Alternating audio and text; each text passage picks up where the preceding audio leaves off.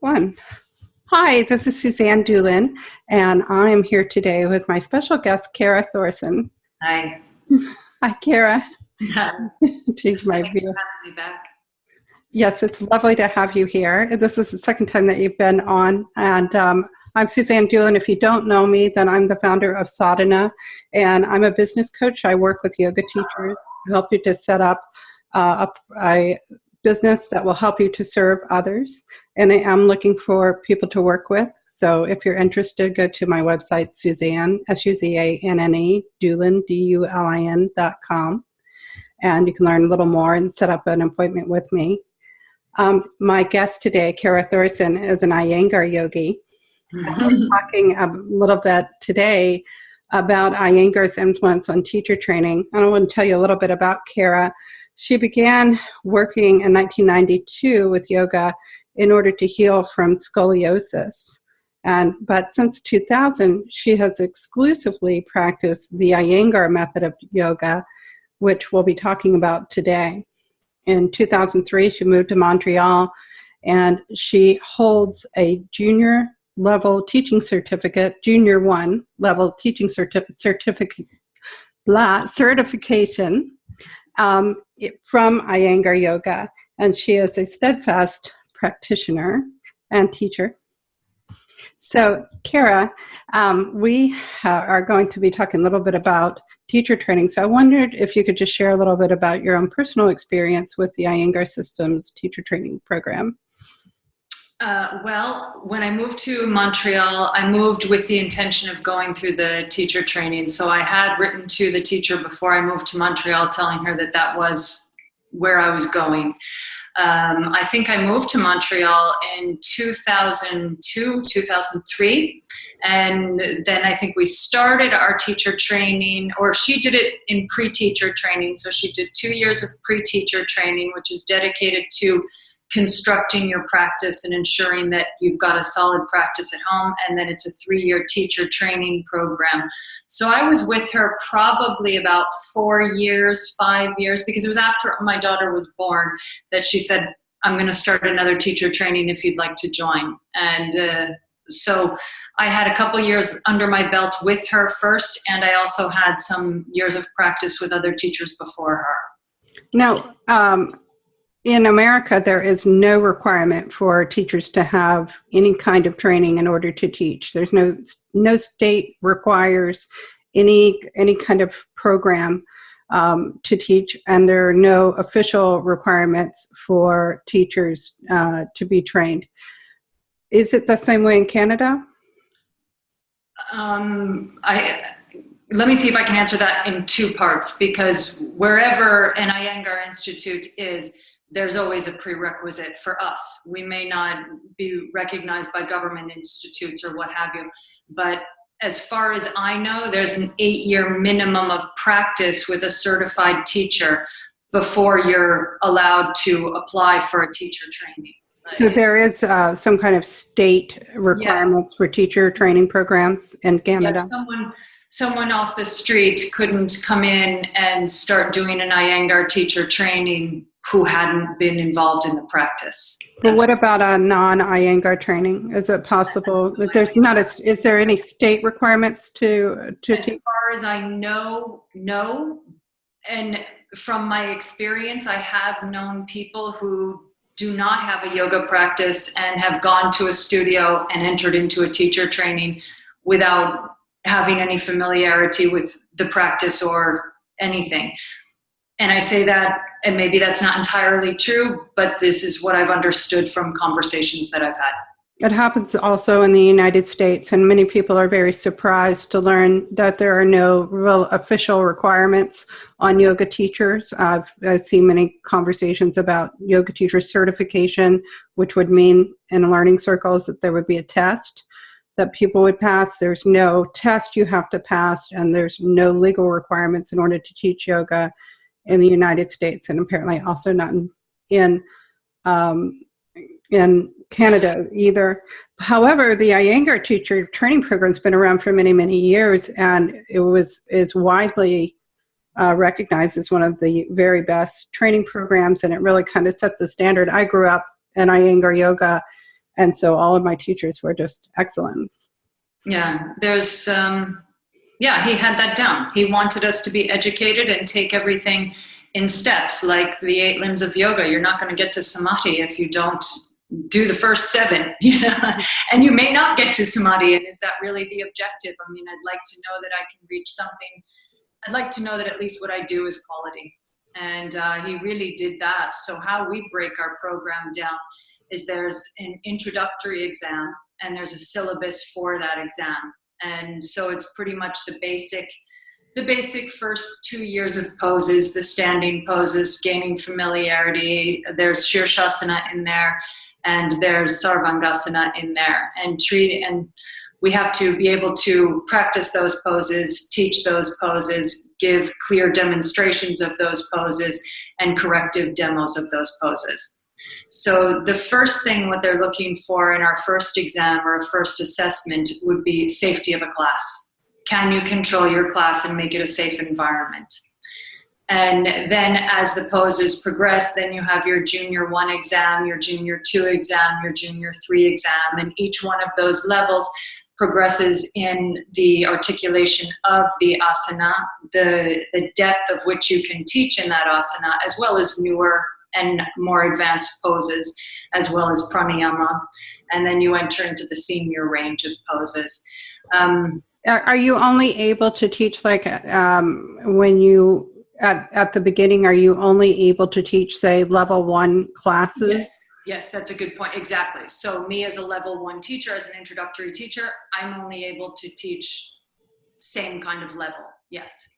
And so there's, I believe now 5 levels of classes in Iyengar yoga, and each of them has a sort of distinct set of postures that get introduced. If you go to any Iyengar studio, they're teaching a similar curriculum. Not, always each teacher is a little different, but you're going to see mostly standing poses as a beginner, and then as you progress up, you'll see inversions, back bends, and so forth. And then you get into the real Cirque du Soleil pose.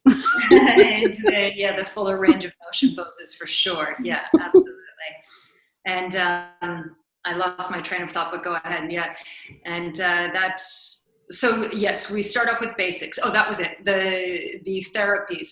So therapeutical teaching doesn't come in. I remember my teacher was very clear. Whoever you're taking in your class, ensure they have no problems. Just work with the general public for right now.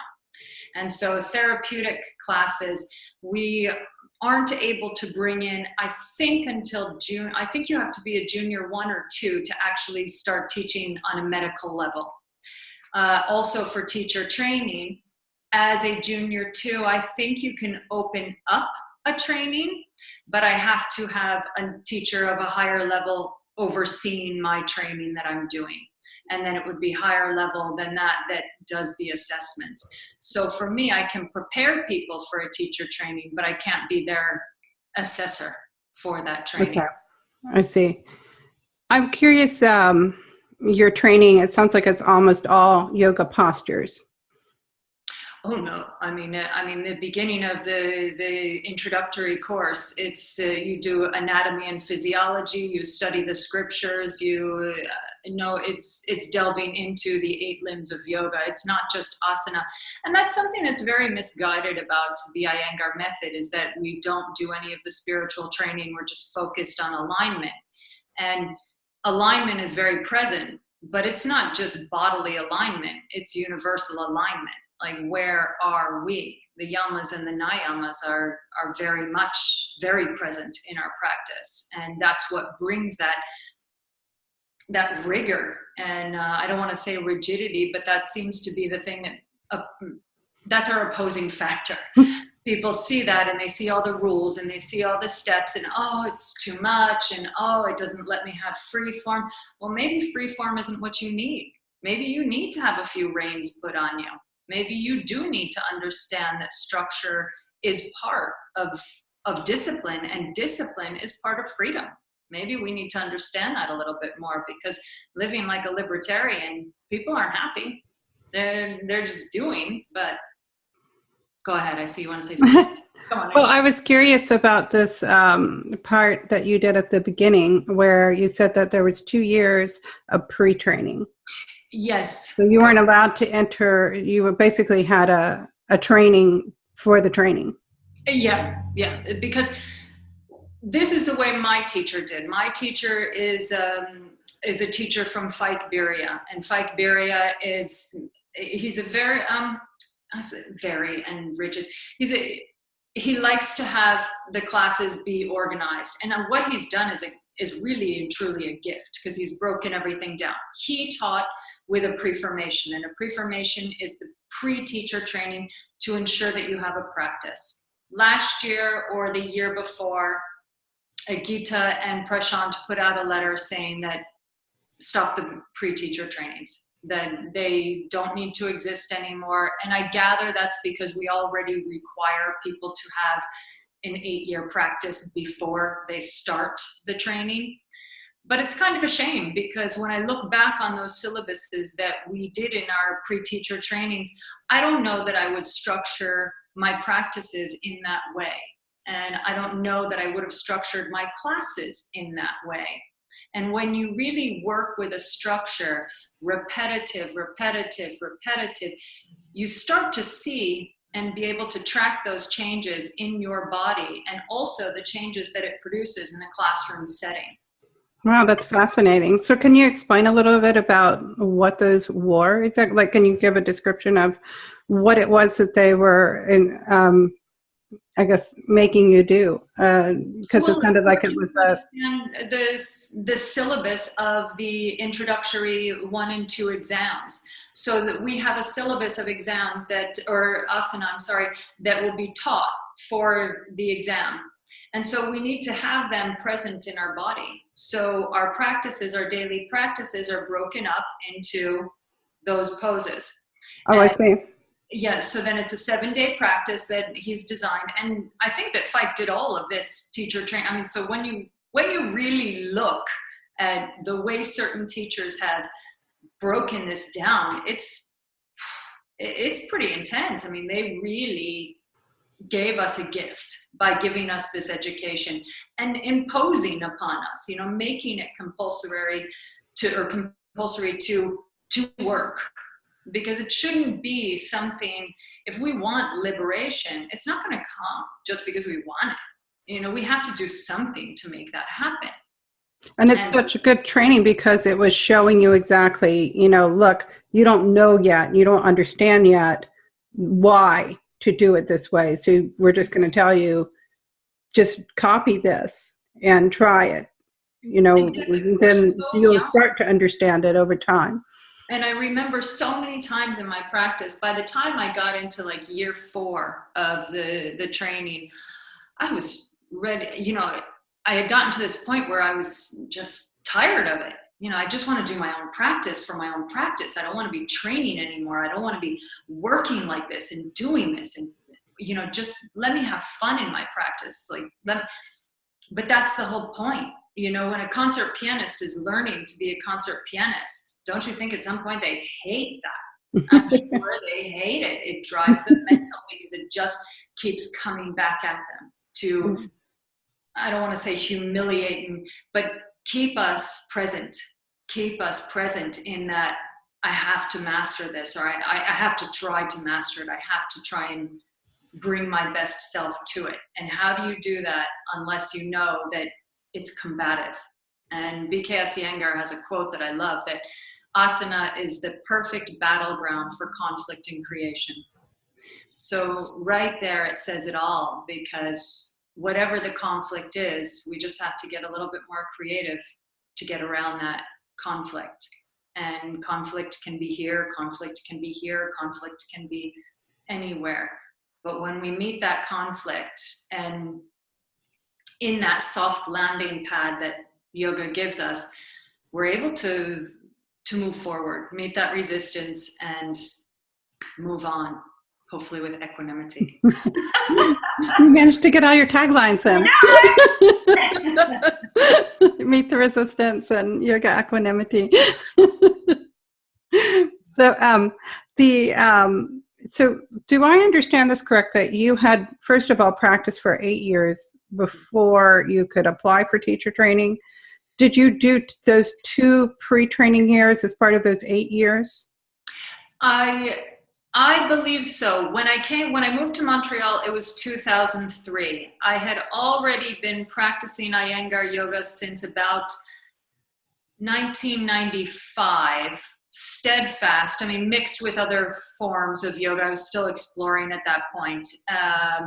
But then when I took my first real Iyengar class, and I think it was 1995, I never turned back. You know, from the 1992 to 1995, I think there was a bit of exploration here and there, and then bang, it was on. And so I came to Montreal already having had, I think, 8 years of practice. So I thought, oh, okay, I'm super good, and you know, she should be accepting me into the teacher training. And when I came to her, she knew that I wanted to do the training, and she had put me back in level 2. So I had to go through level 2, 3, 4, and get to 5, 6. So I was with her for 4 years before I was in the teacher training, I guess. And I'm so grateful that she did that, because once I made it to her level 5, 6, there's no way I would have come into those classes 4 years before and absorbed the work, Right. making me backtrack and putting me back in the beginning was the best thing that she could have ever done. And I took many, many level 1 classes because I moved a lot, and I was never sure whether the teachers would teach the same thing. So then I would just do it, start over again. And it's the best gift I ever had to just have taken with so many level 1 teachers, you know, just so do it over and over we again. can't go back to the basics. And the moment you think that is the moment that, you know, stop, then do something different. Because if you think you're so good that level 1 can't bring you anything, what are you practicing? You know, what are you practicing? Level 1 is beautiful, you know, so it's, I don't teach level 1, level 2, level 3. I find that hasn't worked. I think the world has changed, and so much of the yoga world has changed for better and for worse, that I've kind of changed my classes so that there's a newbie class for people who are beginners to the Iyengar method or beginners to yoga. And we'll introduce Sarvangasana into that level. And then I'll have the series level, which introduces Shirshasana and gets them stronger and develops their standing poses and other fuller ranger poses. And then I have the progressive practice. And that's for those students who have been through the first 2 levels and are looking to build. They're in Shirshasana with variations and doing advanced practices. So I tend to work differently because I find the world just isn't the same, you know, and I got into my practice knowing I wanted to be a teacher, so I followed those roads. But we don't have many people that are, or I haven't encountered so much desire for that, you know, but once people are into the practice, I'll tell you, they want to move. But it's hard because some people want to come into the advanced classes. I have people ask me to come into the advanced classes, and it's a difficult position to, I guess, have your cultivated conversations, you know, with nonviolence, explaining to them that just because you're a teacher of yoga doesn't necessarily mean you can come into an advanced Iyengar practice. Understand, they've spent years building to get where they are. And I don't know what you're doing in your practice. So coming in, you put yourself in danger and you put me in danger. And there's a lot of people who are very gymnastic, and so, you know, they can physically do things, but they can't do them with integrity. And so it is actually kind of scary if you go on Instagram and you see people doing all this stuff and you have a background of doing, you know, a specific setup, making sure everybody's safe, and you see what people are doing. It's like you're basically doing gymnastics because you're not keeping your body safe. And just because you're very, very bendy and young doesn't mean that you should be doing this pose. That because it'll know it's being abused and later you'll pay. Yeah. I mean, there's some people, when you look at circus performers and gymnastics, they are trained and their bodies are beautiful and their poses are beautiful. But you definitely see the difference between a yogic going, or at least an Iyengar technique of going into a pose versus a gymnastic way of going into a pose. Both are beautiful, but they just have such different descriptions about them. To me, physically, it's just, wow, okay, both I marvel at because I'm still working to get there. But there's a very different anatomical conversation happening. Yeah, absolutely. It's sort of like the difference between, jazz and ballet. It's like, where's that line? They're both doing dance, sure, but you can see it in people's bodies who are trained, which way they were trained. Whether, maybe there's some line where they sort of blur, but you still know what their background is, the movement in their body. Yeah, absolutely.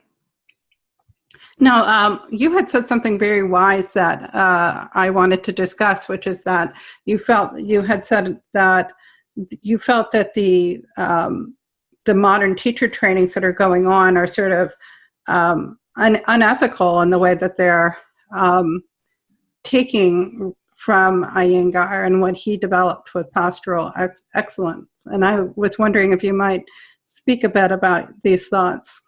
Yeah, it's a catch-22, right? Because the Iyengar method has standards. And so some of us come to that method because it has standards and we want to keep those standards, or we want to live up to those standards, or we want to have yoga be represented like that. And some people see those standards as obstacles for what they want to do or how quickly they want to do it. And maybe that's right, or maybe that's wrong, maybe that's assumptive. But I hear time and again of these alignment-based teacher trainings. And I just think, well, I see that as outright thievery. But I'd like to hear what your connection is with that, because you're taking the alignment base because you know it's going to bring credibility to your teacher training. You know that it's keeping people safe. And yet that alignment base came from somewhere because no one was really doing that. That was his thing. That was what he was known for. And there's a lot of studios out now that have the rope walls that BKS brought in and are using props and bricks and things, but they haven't gone through the training, or they'll call it, most of my training is Iyengar based, or, and I don't know if it would be insulting or not, or even if I should mesh the two, but it's kind of like a psychologist goes to school for a degree and they work and they pay their debts and they go through all of this, and then we have some people who will get an online life coach certification. And that doesn't mean that they're not talented and they're not helping people. They may be even more gifted and just didn't have the opportunity to go to school. But it's kind of, we have to decide, okay, standards are worth something. Standards are worth having for our own self-preservation, as well as for a practice that's supposed to be curing the psychology.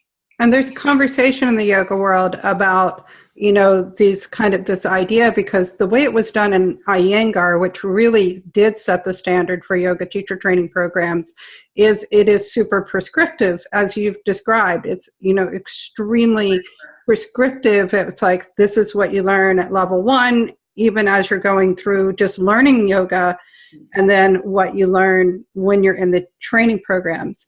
And I think that it's a problem because people are still looking to training programs that are different to be prescriptive. They're looking to the Yoga Alliance to prescribe. And I think that instead what we need to do is look at Iyengar's gift of understanding how good training works and teach yoga teachers how to structure good training, using the Iyengar system as an example of how it could be done. But his program is unique to what he did. Absolutely. And there is that decisive moment where we decide, we want to be the example of our practice. And that is there, rather than just be in a practice that, okay, I wanted to be a yoga teacher. I thought it's marketed as something easy. And so sadly, when you market something that looks easy, people think it's easy. And so they jump in, you know, and then they find, okay, it's not, I mean, I can't imagine doing what I've done or doing this had it not been a calling from the universe or God or whoever it was. I mean, there were so many easier things to do in life than this, you know, and yet I can't imagine doing it. Nothing could provoke the fire in me that yoga is always poking at. Yes. Nothing, that's it for me. It's how I tell time. It's how I judge my honesty. It's just that it's my beacon. And, so it shows, you know, it shows in your presence. And I think that people need to understand that that is what a practice creates in you, is this thing that you see. And I also think that it's important for people to have cultivated it the way you have, to understand that your presence is a gift to the world. And I think that when we've put so much time into developing a presence, then we should not shy away from the power that we have, and that it is, you know, to step into our power at this point and recognize that we've done this as a gift for the world, to show people that we can, you know, create a presence of love and of truth. You're so right. And I'm only starting to own that, as they say now, and that really it's like, okay, you've done your time, Kara.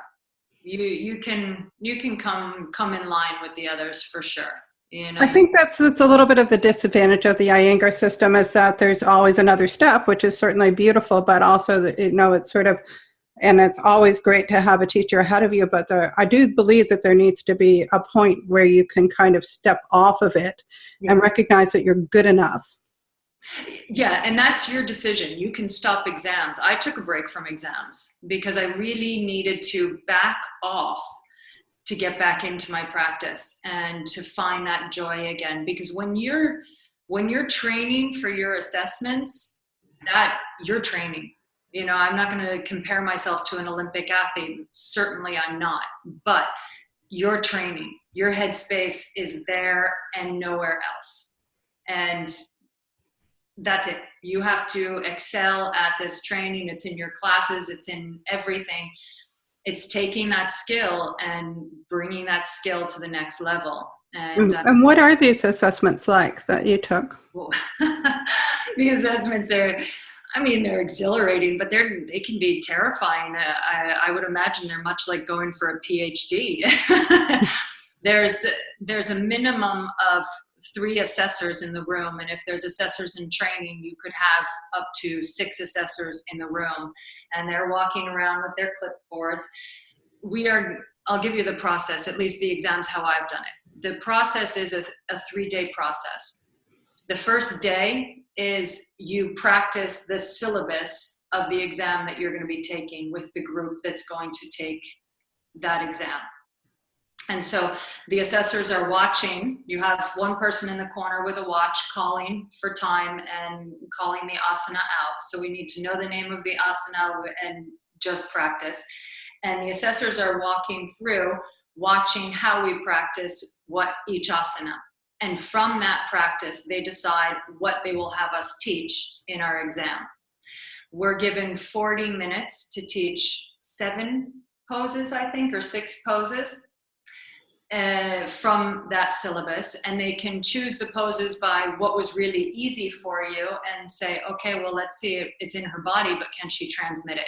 Mm-hmm. Or they can take a pose that was really difficult and you struggled with, and okay, it was hard for her. Can she transmit it, and how can she help?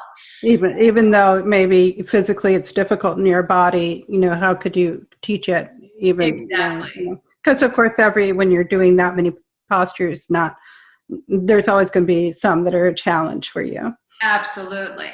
And so in the end, you're given 40 minutes to go through these poses. So you have roughly 7 minutes for a pose, and some will take 3 minutes and some will take 10. So you're judged on everything. I mean, your skill in action is present in everywhere, because if you go over your time, you lose your credit. If you spend too much time, or if you teach it improperly, or we have to be sharp. There can't be anything that is subjective. You can't leave the time for ahs and ums and contemplation. You have to know. You have to know exactly what you're doing. And this is why it's so beautiful and genius that he gave it in levels. Because if you're going in for an exam and you're teaching, extreme range motion of poses, and you're kind of at a beginner stage in your practice, it's going to be really hard to transmit that out properly with nuance and keep people safe. Mm-hmm. So your body is fully prepared through the Iyengar system to transmit what you're practicing. At that time, and you're at an appropriate level for where your level of training is. You're never out of integrity because you're able to teach only what you know.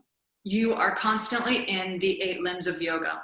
And whenever you try and forget or try and move around it or try and negotiate a different term, it brings you back. And it's like, no, we're doing yoga here, Kara. We're not doing something else. And yoga will always beat you. Was there any kind of written element to your tests? Yeah, we had to do written exams on the sacred texts as well as anatomy. We had to do written exams on the asana as well, what they are, how they're taught, or what they're defined as. And gotta have all those things if you wanted to see that. I don't know, maybe they'd come down on me for showing that. I have no idea. Secretive, part of the secret society. I have no idea. But yeah, there's a lot of written. In the first exam, the introductory, I wouldn't say it's your most grueling, but it's the most exigent of the exams, because it's the beginning of everything. We have to learn anatomy, at least the basics of what we need to know for yoga at that level. And then the rest, as we go through, it's really progression through the body and the psychology and the sacred texts. But you get the basics for the beginning. You have your launching pad for introductory 1, 2.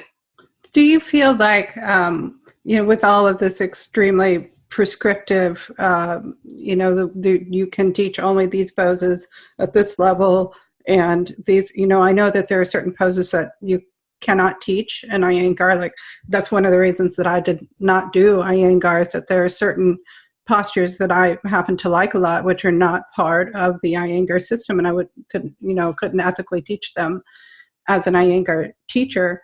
Do you feel that there's been room for creativity of your expression within this? Absolutely. Yeah, absolutely. Because, I don't know what poses you're talking about specifically, or if we're missing some, or if I'm missing something, or if we're missing something in the Iyengar tradition. But I find there are so many ways to get into your body in different ways, and to build a presence. So I don't know if I'm answering your question or not, but no, I don't ever feel that way. I feel like I have felt that way in the beginning, when my practice was in this category, and I thought my practice was in this category. And so I thought, well, I should be able to teach that, or I'm practicing that really well, or I'm doing this really well. But that was really all about me. And so the deeper I go into my practice, the more I realize I was super unequipped to be teaching that or practicing that, or however. And that's good to know. That's good to know, because then you know what struggles the people in your class are going through if you were trying to teach it to them. So no, I am definitely one that likes containers. I need to be contained, because I can go way out there. So I like to have a border around me. And I think Iyengar gives that border for me, because again, it's that conflict in creation. It's how do you make it create? How do you express that then? And did I answer your question? Yeah, absolutely. And, you know, I think the really good Iyengar teachers sort of have this, they're not like mimicking other teachers, that they've done this incredible excellence. They're very detailed, and yet there's something very unique about their own teaching within all of that. Absolutely. You know, it's beautiful to see those teachers who have developed that. It's like you said, a concert pianist, really, in a way. Yeah, it's a discipline, and that's important for us to recognize. And Patanjali didn't give us this and say it's an activity. He said it's 8 limbs. It's going to take you a while to get there. If you haven't figured that out, it's going to take you a while to get there. And each year that while restarts, and we find a new way to get it rolling again. But I'm never bored by yoga the Iyengar way. It's, yeah, no. And you see that in other Iyengar practices. They're totally different than what other things we may see on Instagram and what have you. There's nothing, even though they may be moving through this extreme range of motion, pose, or what have you, there's nothing superfluous. Every action of even what a fingernail is doing is present in creating that full range of motion pose. Nothing has been neglected. It's the art. Kevin Gardner once said in class, yoga is the art of leaving nothing untouched. Yes. I think that's what he said. It was along those lines, and it is so damn true. Yes. If we are practicing yoga and if we are present, and someone asked me today in class asked me if I have a meditation practice. And I said to her, I don't sit in a formal meditation practice. No, but I mean, I consider my practice my meditation, because if the goal of meditation is to be everywhere and nowhere, that's exactly what I'm doing. And Iyengar really doesn't talk that much about meditation. And he said that yoga, asana, yoga posture is meditation in motion. Absolutely. It's the prayer. It's the prayer to the divinity. And how much can I open my body for that divinity to enter? And he said once that he wanted every cell of his body to ring with divinity. And I mean, how can you say our practice isn't spiritual? Like, of course it is. That's the whole goal. But people see the rigor and it's intimidating. And I get that. But I see the programs that aren't and have no rigor. And I think that's just lazy. You're just building misery. You're not doing anything. And yeah, I'd like to hear you talk about that for a few minutes, and then we'll open it up for our listener who's on the line as well to join in with us. So I am curious to hear, having heard just how rigorous your program was, what you think about these programs, which, you know, for people who aren't aware, that there are almost very low standards, and the standards that are there are not enforced. There's no testing that's required in order to graduate from a teacher training program.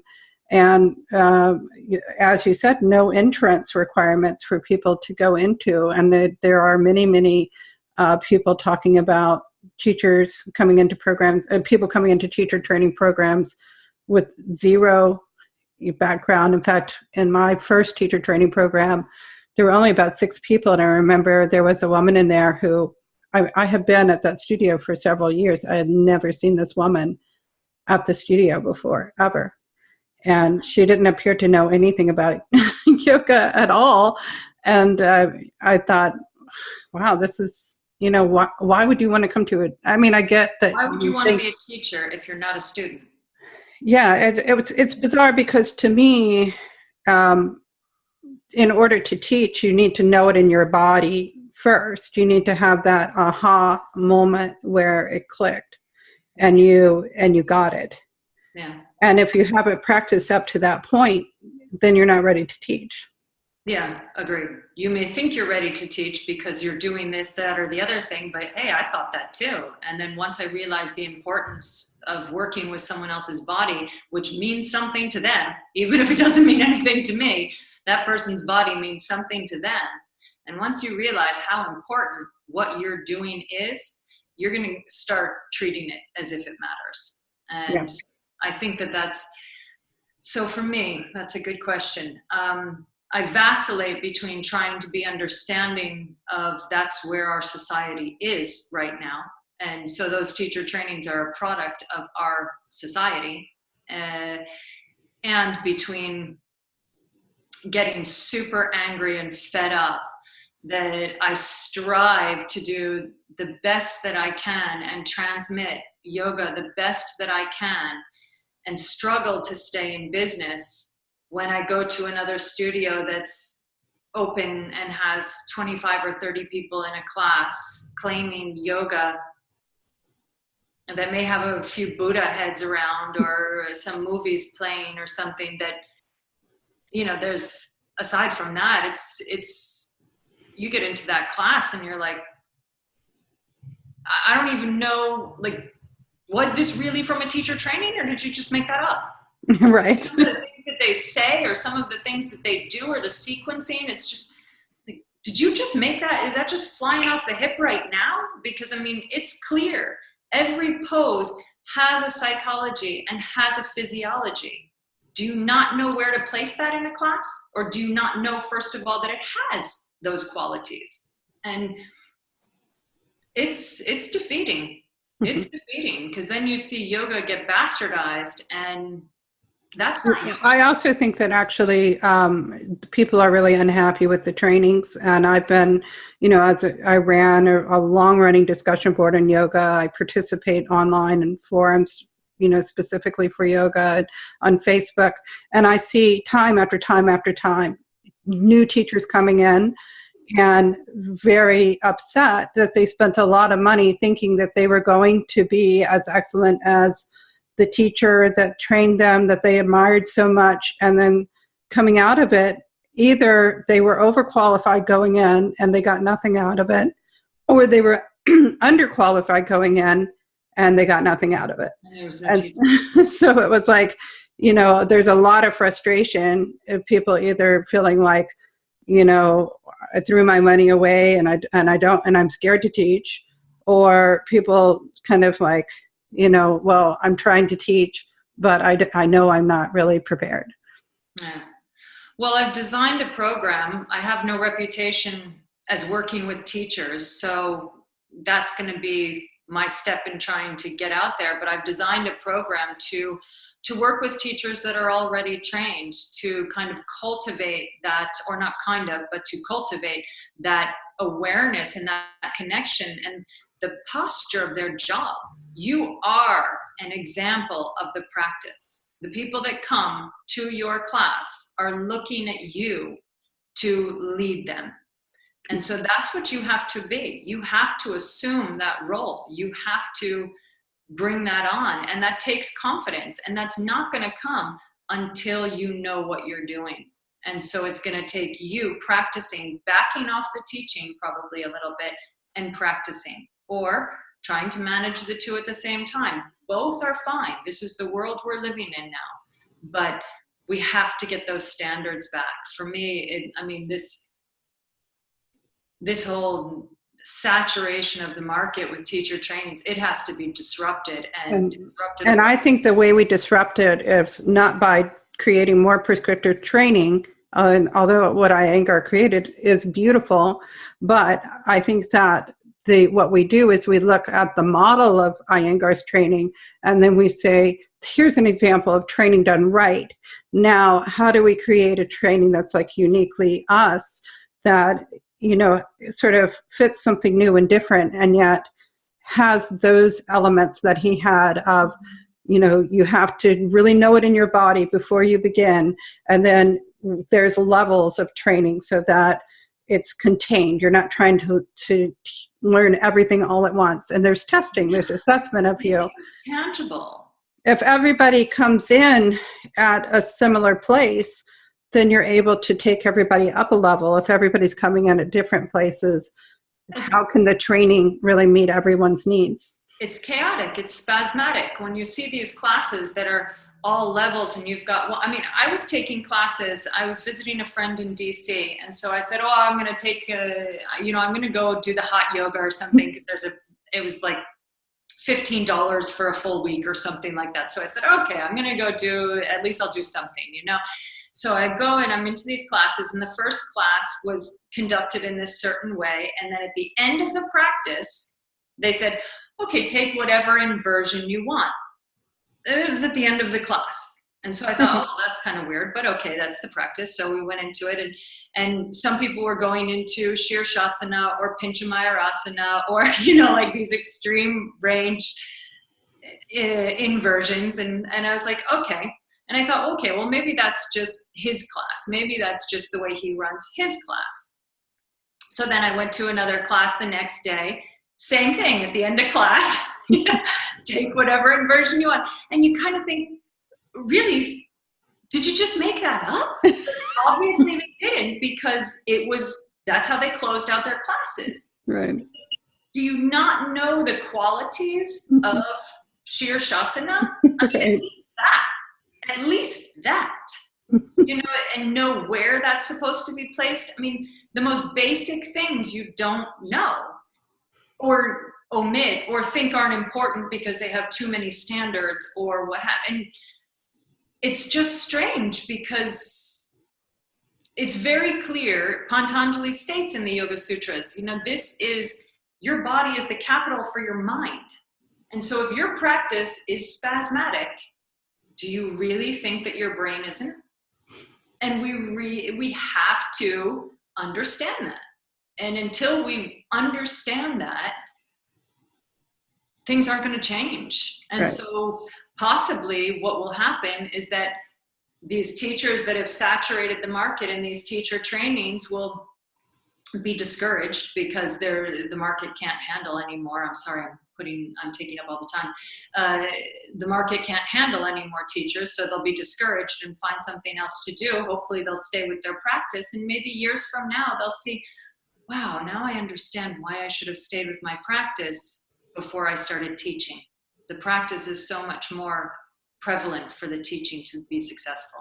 Yes, absolutely. It's you have to be, in your body, know it in your body, and then be able to teach. And I just think that it's so fascinating to hear how really in detail about the Iyengar program and how rigorous it is, and then to compare it to these 200-hour teacher training programs, no standards to come in, no oversight to see whether the teachers actually meet the requirements, which are really quite low anyway, and then no requirements for testing.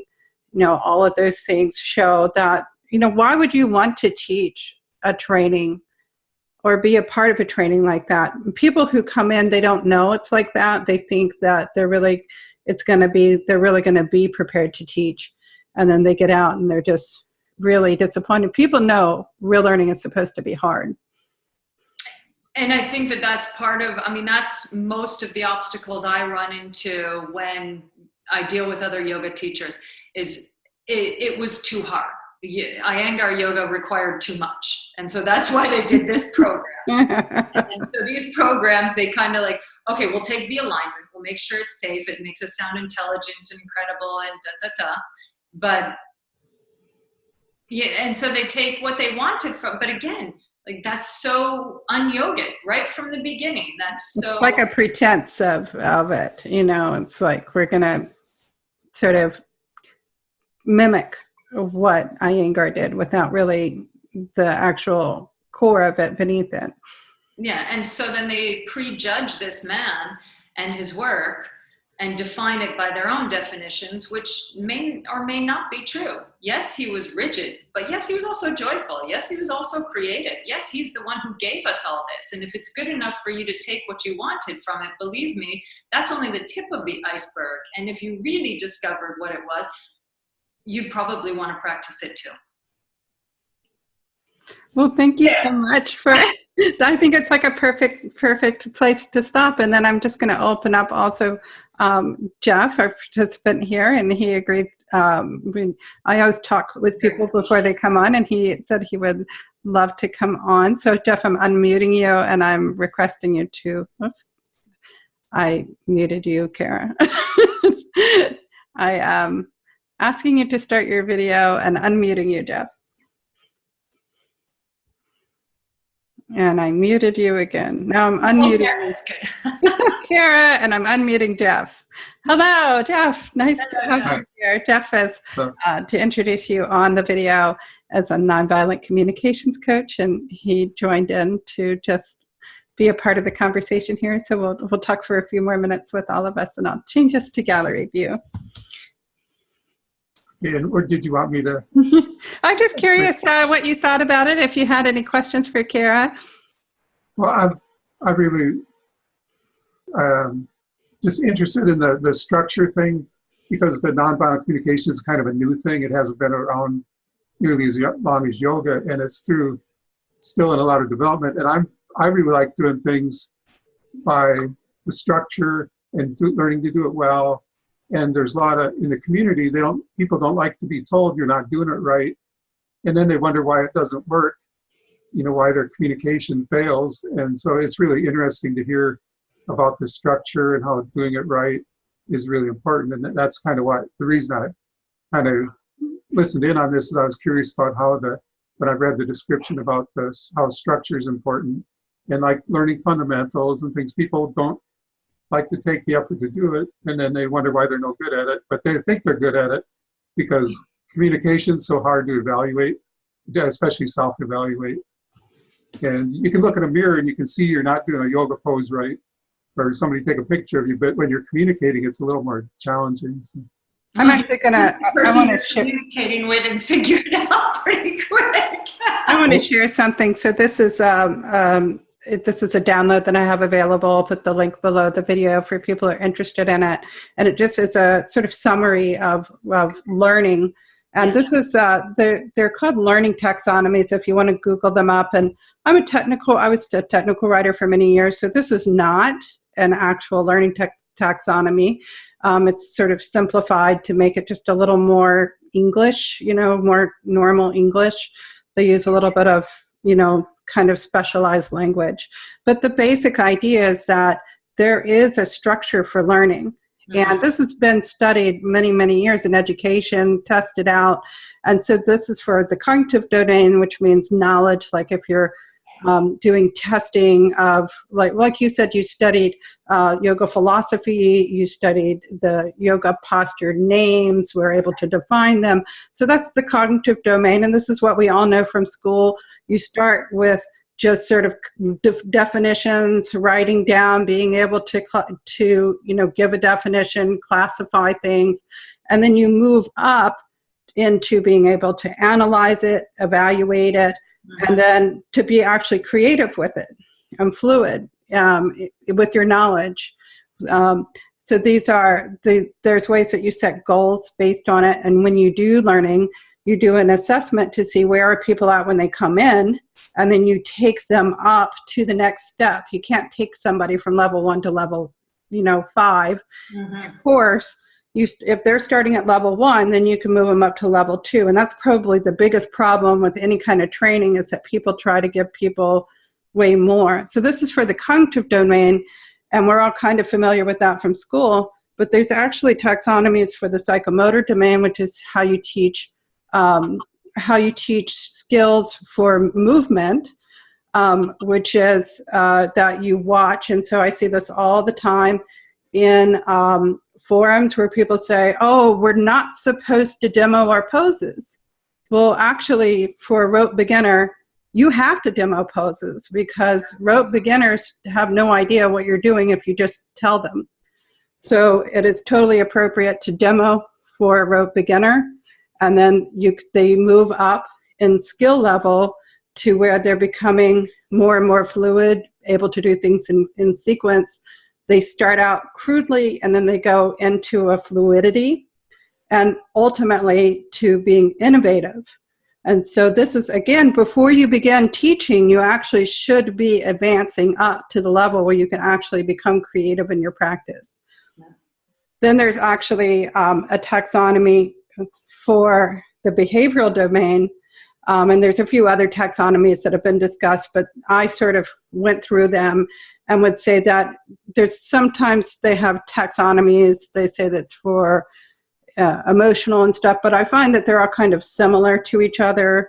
And so just in order to sort of give people the idea, you also can set goals for people in emotional behavior. And again, what you're looking for is for people to demonstrate skill. So for example, what you're talking about with somebody teaching them the ability to communicate, you're not looking for them to be able to have conversations in a general way. You're looking, can they demonstrate the skills that you are teaching in the class? So you would start with, for example, with nonviolent communication, just being able to identify what are the 4 major skills. Can you list them? Can you define them? And then over time, can you start to kind of copy, duplicate with assistance when you're guided? And then can you start to do it independently? And then can it become ultimately a fluid, know it in your bones? It's starting to become part of your behavior ultimately, which would be many years, similar to what you talked about, Kara, that, you cannot, it takes you years and years and years to progress up to these levels. And only at this point should you be teaching, according to educational theory. So I'll put the link down for that. So brilliant. I remember when you sent them to me, I was thinking, wow, that's super academic how you did. And if you look at some of even the verbiage that you used, it's very the 8 limbs in the sense that, okay, we have the first phase or the third limb, which is asana, and then pranayama, and then the contemplation, the sensory withdrawal, and then the contemplation, and then the observation, contemplation on what's observed, and then the end matter. And that's it, because we have to know, first we have to know that it exists. Then we have to get used to it existing. And then once practicing it, it develops all of these things. But the practice is paramount. Foundational, yeah. Yeah, paramount. Because we become what we do or don't do. That's for sure. So Jeff, I'm curious to know, nonviolent communications doesn't sound like there is really a structured curriculum for it in the same way that like Iyengar had. They have a certification process through the Center for Nonviolent Communication, but it's gone through a lot of problems, and the originator didn't want to have a certification problem, and it was more the people who were around him came up with it. He wanted people to stand on their ability to do it, not whether they're certified or not. And now the certification process has gone down a road that I no longer plan on being certified because I don't agree. They've taken it away from what the originator had in mind, some of their things.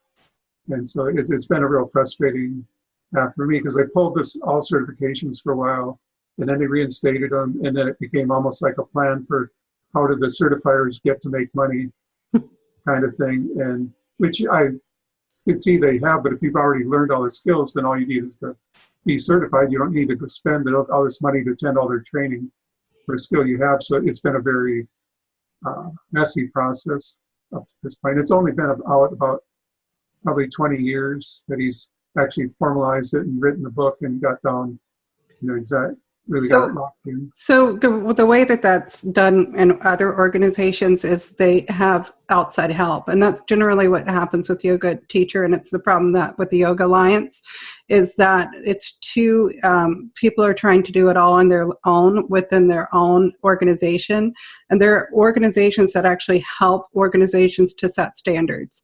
And I think it's super useful for organizations to have another organization that has as their mission to help you maintain standards in your curriculum to come in, because otherwise it's like you said, first of all, the money, this is where people make their money, as on teacher trainings, certifications, and it's also people's livelihoods.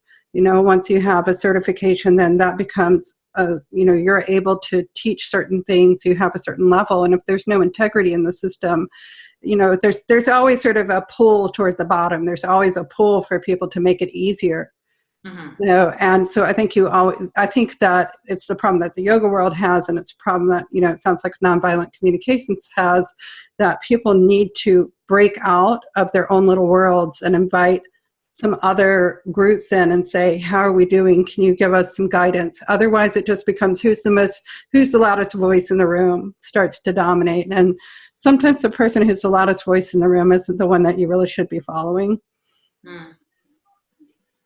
In my opinion. You know, that's the person who's usually the loudest voice in the room. I know.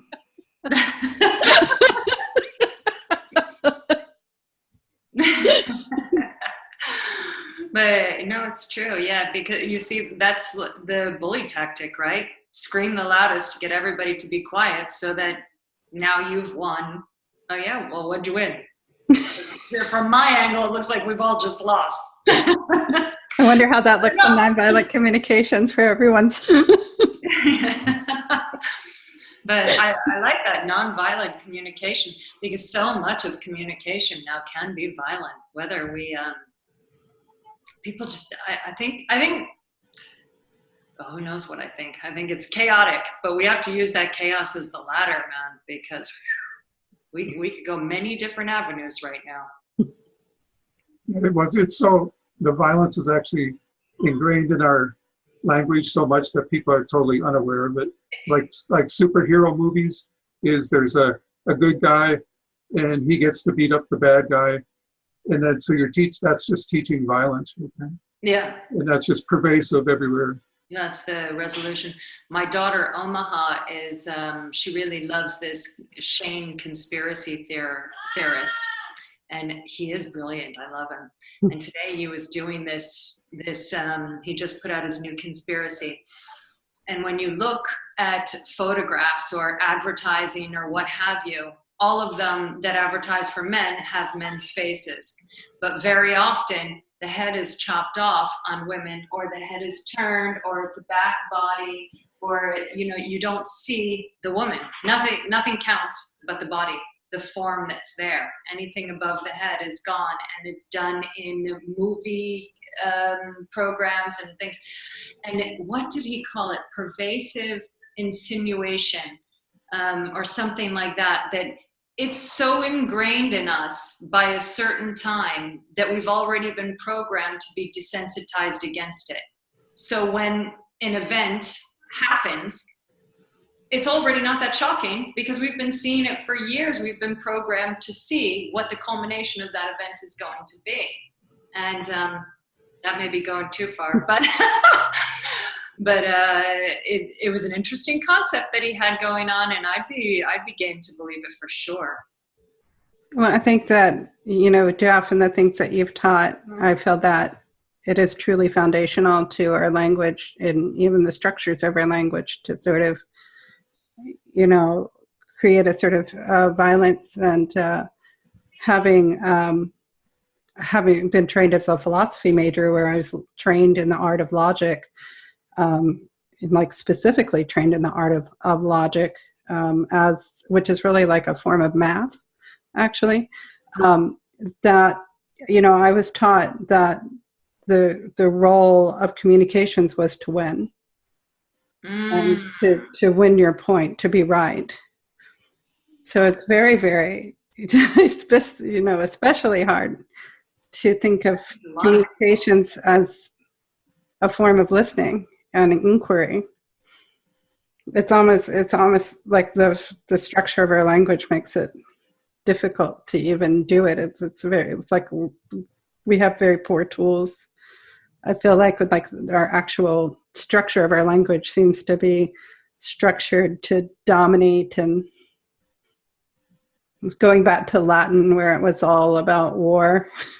Everything was war, you know.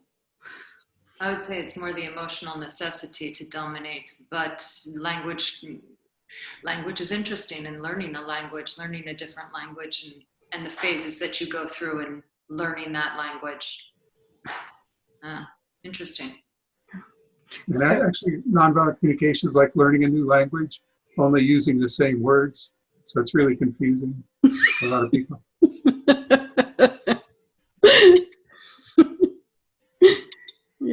you give me hope, because I can see that you know it in your body, and it's such a sort of, like with Kara, I see in your body, your training, it's like a dancer's body, it's just there in your body. But with Jeff, it's like, there's a different, I also see it in your body, your training. And it's interesting that your training has been through language. Mm.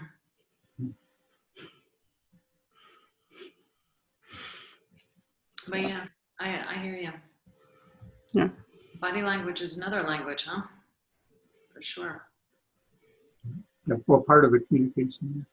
Do they teach body language as part of nonverbal communications? Do you actually study body language? Who are you asking? You. Well, it's mentioned that, a lot of communication is nonverbal, but there's a lot of disagreement about exactly how much is. But nonviolent communication doesn't focus on theory as much as putting into practice how to be loving is basically what it's about. And he kind of leaves the theory alone and just works on, what the actual practice is. And so it's more that it sounds like it's just a matter of sort of trying a form of practice, where rather than like what Kara's talking about, where there's this sort of rigorous levels, that it's through just repetition that people are learning. Is that true, what you're saying? Is that what you're saying? Well, I think that's what it takes, but people don't want to do that. Like, because everybody thinks they're a good communicator. And so it's kind of tricky for them to get them to want to learn nonviolent communication. You have to convince them they have something to learn and they're not good at it. And so it's like a kind of like a catch-22, but then they get insulted or whatever, and then they don't want to be around it because when they get feedback that they're not doing it very well, instead of saying, oh, it's something new, something fun to learn, they want to, like, I already got this, I don't need to learn it, but then they can't do it. And so it's a real weird conundrum that I'm trying to untangle. Mm-hmm. Patience. It's almost like the same thing that you were saying, Kara, that people sort of admire the diligence and what is created in you, and that they don't want to put the work in order to achieve that themselves. And it sounds like, Jeff, kind of the same thing, that you feel that people are, not willing to just deal with the frustration of not knowing. I think as adults, and when I was learning French, I was 30 when I started learning French. And in order for you to learn another language, something has to break psychologically. And I think by the time we become a certain age, then we've already had all our psychological breaks. We really can't handle many more. We need to just, please let me be whole. Please let nothing else break. And so we resist that breakage, when actuality that breakage could defragment everything and be able to put us back together to be a more complete person. That's kind of funny, because that's sort of what I've actually studied, is the art of falling apart like that. Yeah. Going through a transition and, hanging, as my yoga teacher said, you can't go under it, can't go around it, got to go through it. Yeah. To stay together through those while you're falling apart. Need the resistance.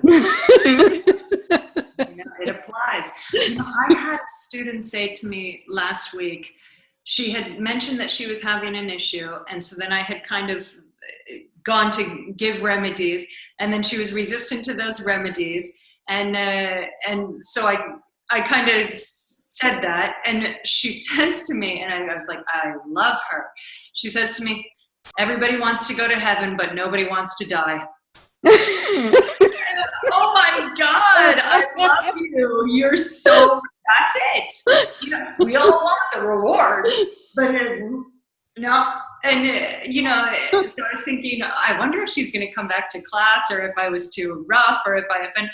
She was backing, I was like, wow, what a brilliant comment. And yes, exactly. So I guess we just keep trying to make heaven look so alluring that people want to die.